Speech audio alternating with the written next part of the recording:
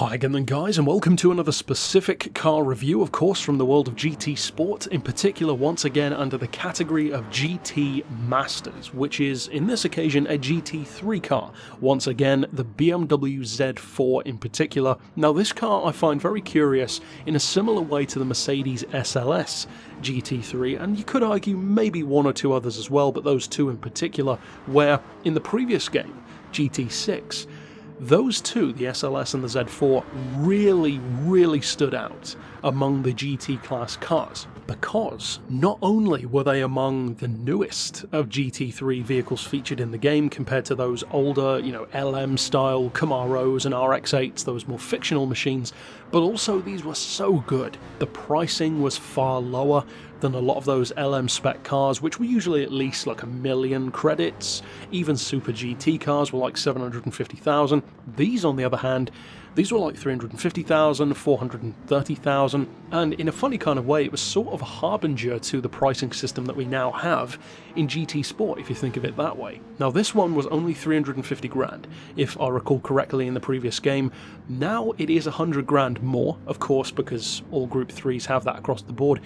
But what it offers now, compared to what it offered before, feels very heavily neutered, because not only was the Z4 one of the most powerful GT cars in Gran Turismo 6, with almost 1,000 horsepower fully tuned, which of course it can't do now, but also the top speed was amazingly good. It was literally up there with stuff like the Zonda R, the Mercedes again, the SLS, in fact, they could do over 260 miles an hour, which is incredibly quick, completely unrealistic of course, but incredibly quick for a GT car, and it made it a formidable all-rounder, because it already had good acceleration, it was surprisingly compact through corners, excellent handling, people loved the sound it made, with that really deep, almost like shallow, bellowy noise that the car has, which is very distinct to the vehicle, but at the same time, that performance really belied the looks. It was, in other words, a lot faster than it looked. You see a Z4 race car, you think, oh, that looks cool, it's probably maybe middle of the pack in terms of its ability.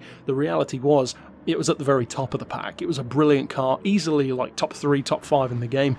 Now, on the other hand, because of that leveling system that not just balance of performance causes, but just the class system in general, with more limited tuning and of course more of an equalization in pricing as well, which is a crucial difference, the car just doesn't feel like it has those huge advantages to set it apart from the rest of the pack anymore, especially when we have a lot more GT cars that are built essentially to GT3 regulations. Even the fictional ones like the Jaguar, they still fall into very similar categories as this one, and of course that's the whole point with the FIA integration. So the question is, can a vehicle which used to have some really significant advantages still be competitive and still be a good choice of car now that those advantages are no longer applicable?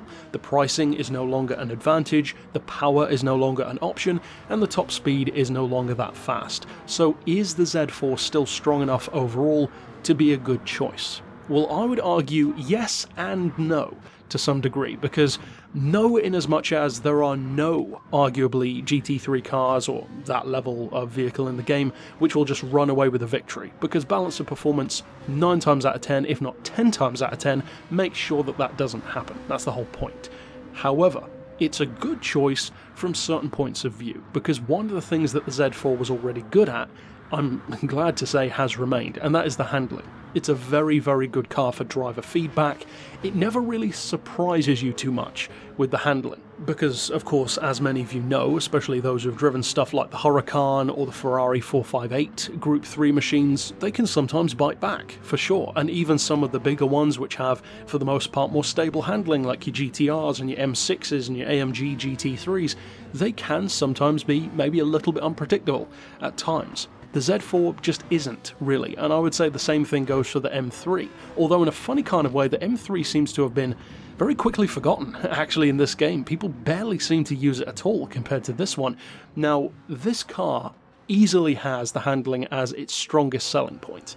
As you can see in the video though, especially with this one that I have not upgraded the power on, it's not quite as strong as the other cars on the straights. And that is something that you need to bear in mind. Now again, of course, balance of performance can change that anyway, but it is something to bear in mind regardless. And that's somewhat ironic, considering how fast it was in the last game. So with all of that being considered, What is the actual spec of this car? Well, engine-wise you're looking at a 4.4 litre, of course just like it was before, 508 horsepower, which is healthy enough, 380 pound-feet of torque, which isn't surprising at all for a Beamer. Even the M3, the road-going E92 for instance, it's not a particularly torquey car, and of course this was from the time of naturally aspirated Beamers for the most part, whereas these days the torque is much higher, they're turbo-aspirated, etc., and the weight is a reasonable 1190 kilos. So it certainly isn't the heaviest of Group 3 cars, but it's not the lightest either. And again, balance of performance takes care of that anyway, even when you're coming up against stuff like the McLaren F1 GTR from the 90s,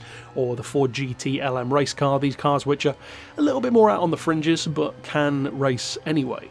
So my verdict on the Z4 is it's the kind of car that I think will definitely appeal to people who have been a part of the Gran Turismo franchise for more than just this game, because it has that slight nostalgia factor from how good it was in GT6. And it's one of those occasions where, in a funny sort of way, I would argue, it's a car that has for sure been neutered compared to what it was before, and that's not even arguable, that's just a fact. And yet at the same time, it doesn't feel like it suffers because of it. Because unlike a lot of cars that get neutered, this isn't one of those occasions where they neuter it too much and it's not competitive at all anymore, something like the top speed of the TVR Speed 12 for instance, which was ridiculous in the last game. This one is more so that they've just brought it down to the same level as the others for the most part, and that I can live with, and I think most of the car's fans probably will as well, because it's not that it's not competitive anymore, it's actually just arguably more competitive, rather than being way better than most of the other cars out there. So overall, if you are a Beamer fan, the M3 is a very good choice as well. The Z4 is the newer option, probably the spicier one overall, and certainly seems to be the more popular of the two.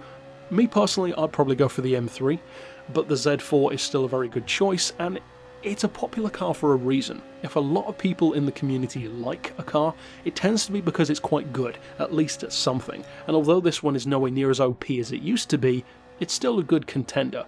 Don't expect to have your mind blown by it though. It's just a car that's good in every way, rather than great in any particular way. It's more of a leveled vehicle. And I'll leave the verdict of whether or not that's a good thing down to you to decide. But that's it for this particular review. Of course, stick around on the channel for more like this, and for now, as always, thanks for watching.